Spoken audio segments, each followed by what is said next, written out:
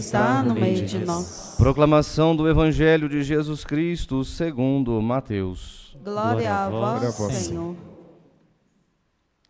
Naquele tempo disse Jesus à multidão: em verdade eu vos digo, de todos os homens que já nasceram, nenhum é maior do que João Batista.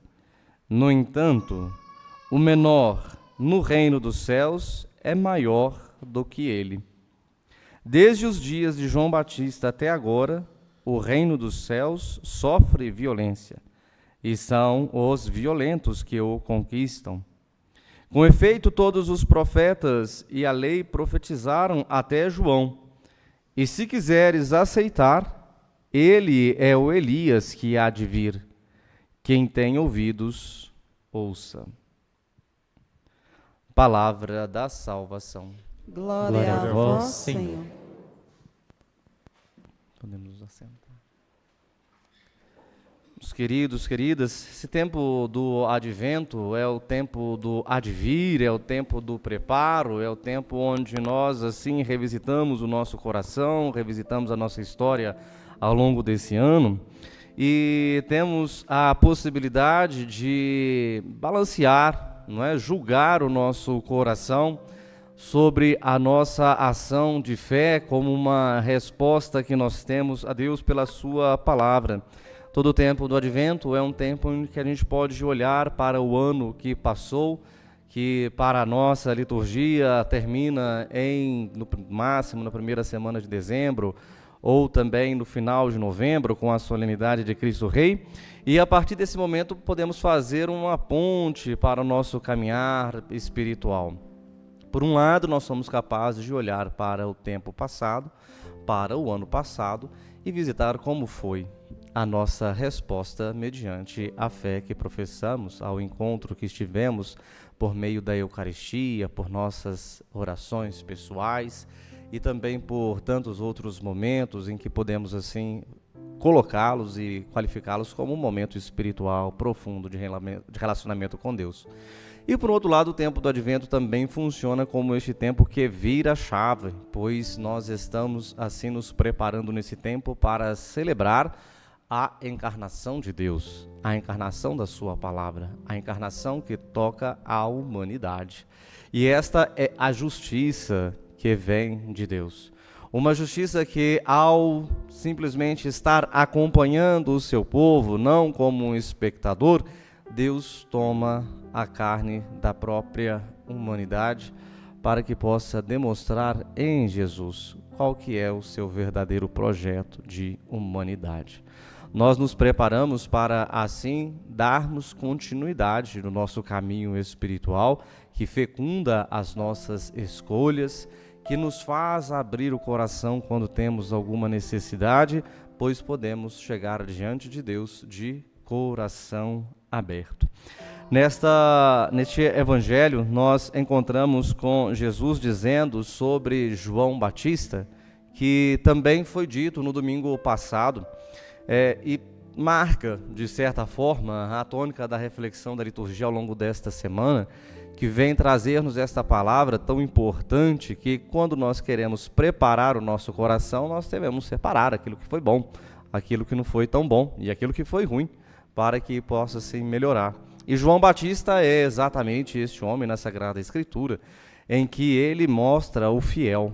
Quer, assim, João Batista despertar o coração que é íntegro, o coração que é inteiro. João Batista tem esta grande missão. Quando nós olhamos para ele, vemos ele como um profeta que prepara os caminhos de seu primo, de Jesus, nosso Senhor. Ele está querendo ali despertar aqueles corações que já possuem a retidão, que já possui a integridade no seu como fundamento. E esta aqui é a grande perspectiva também do tempo do advento ao longo desta segunda semana, em que nos ajuda a despertar as partes de nosso coração também que são inteiras, que são íntegras, não é? Sabemos que o nosso coração é marcado por esta dualidade, não é? Não porque existe ali no nosso coração o desejo de Deus que o mal também prevaleça, mas sabemos que por nossa fraqueza e por nossas ações e por nossas escolhas, a experiência do mal também faz parte da nossa realidade. Mas, ao mesmo tempo, nós temos, além desta dualidade, entre a força da santidade, da força da inteireza, melhor dizendo, do nosso coração e a força do pecado, nós temos, sobretudo, a força de Deus que vem amparar, que vem abarcar aquela parte que do nosso coração é aquela parte sombria, a parte do pecado, a parte das nossas más ações.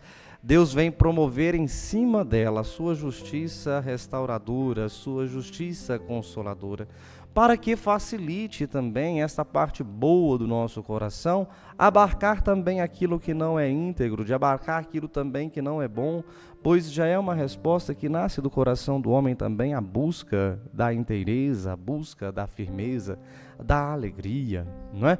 E sobretudo na visão espiritual nós podemos dizer que é o nosso caminho de santidade.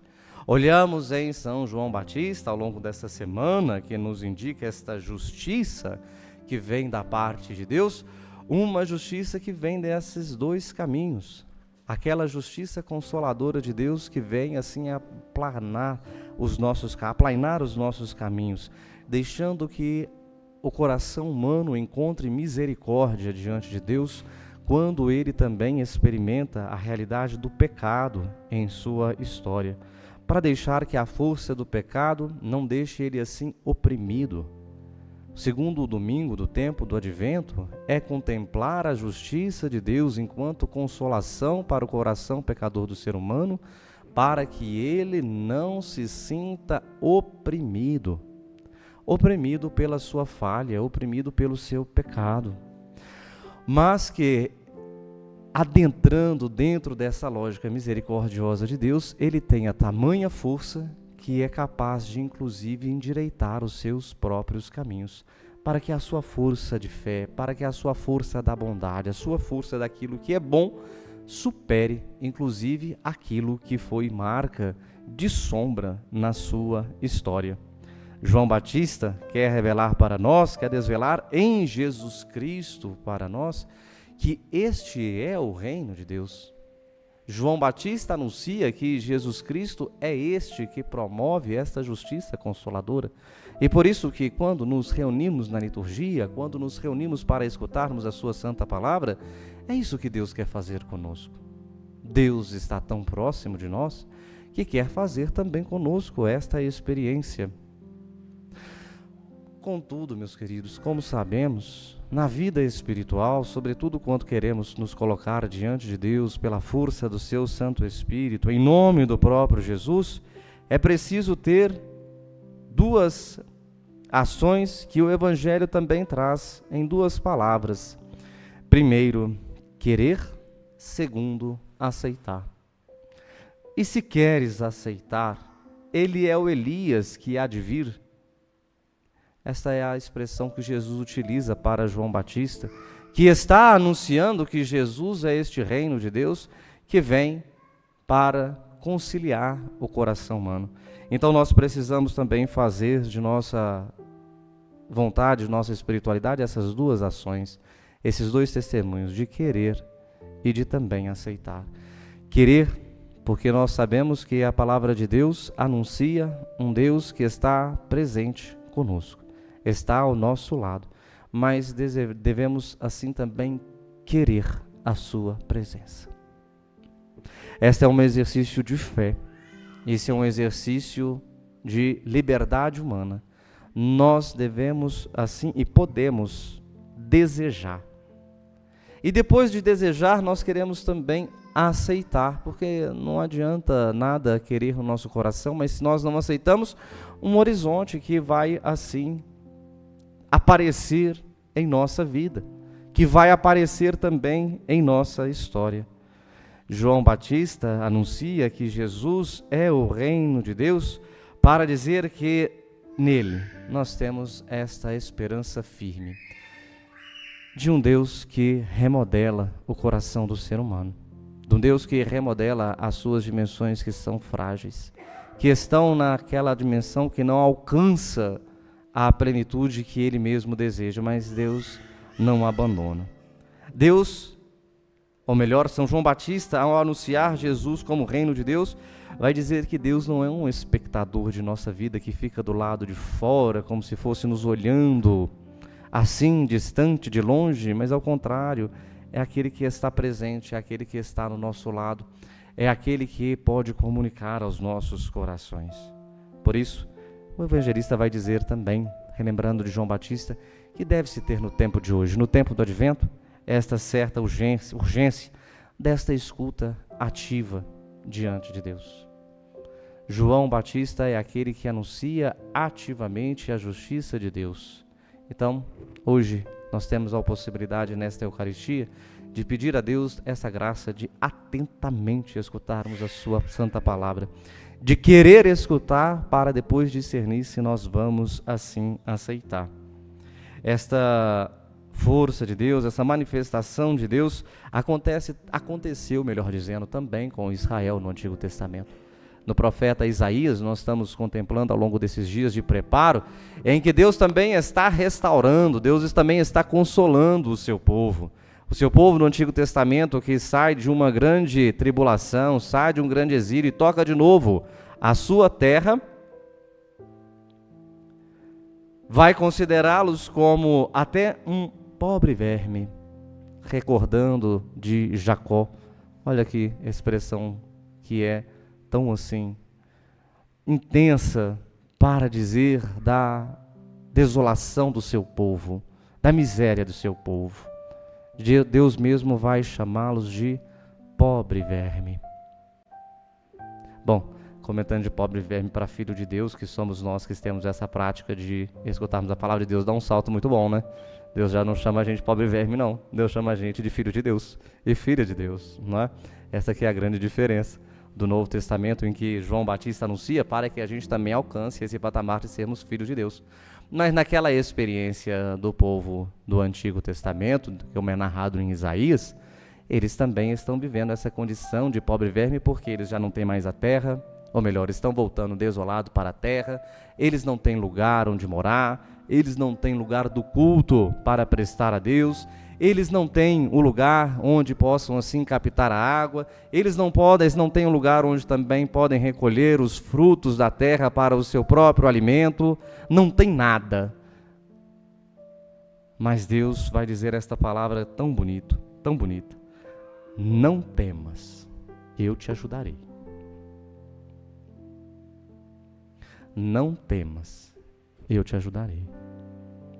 É esta expressão e essa possibilidade que a palavra de Deus traz no dia de hoje, nesta segunda semana do tempo do Advento, em que também nós nos colocamos diante, conforme este povo, que de modo diferente talvez nós tenhamos lá a nossa casa, nós tenhamos a nossa família, nós tenhamos as nossas comunidades erguidas, onde nós nos podemos assim nos encontrar para reunir, para celebrar a palavra de Deus, mas nós temos também assim a missão de enfrentar tantos outros desolamentos da nossa história, da nossa vida, em que também nos chama a missão. Nos chama a missão. E quando a missão assusta, quando a gente vê essa extrema pobreza, quando a gente vê a extrema dificuldade, quando a gente vê a dureza do coração, Deus vem repetir esta palavra que repetiu a Isaías: não temas, eu estou convosco, eu te tomo pela mão, vai. Podemos tirar uma palavra para concluirmos esse encontro, em que ao vermos Jesus sendo anunciado por João Batista, e esse João Batista que propõe esta justiça inteira, uma palavrinha na Sagrada Escritura que se chama Shazit, que é uma palavra hebraica que significa a misericórdia amorosa de Deus. Quem tem essa experiência da misericórdia amorosa de Deus é aquele que já experimentou um riso num coração cansado. Quem aqui já experimentou isso, não é? Às vezes o coração está cansado, às vezes o coração está assim, fadigado, mas de repente brota um riso no nosso coração, brota um riso nos nossos lábios, porque nós estamos fazendo esta experiência de Deus, de que não estamos tendo assim o temor, mas estamos tendo a presença dele em nossa vida. É este riso que aparece de modo às vezes muito tímido, mas com o coração cansado é capaz de experimentar isso, pois é Deus que está presente diante de nós e nos nossos cansaços, Ele vai dizer: eu te tomo pela mão. Este é o tempo do advento, este é o tempo da justiça consoladora de Deus. Peçamos a Deus que nesta Eucaristia, pela intercessão da bem-aventurada Virgem Maria, que aqui temos como Nossa Senhora da Piedade, ela também nos auxilie a este encontro desta misericórdia amorosa de Deus e que mesmo de nossos cansaços nós possamos assim fazer esta experiência deste riso, mesmo que tenhamos um coração fadigado. Louvado seja nosso Senhor Jesus Cristo. Para sempre seja louvado. Elevemos a Deus nossos pedidos e nossas intenções.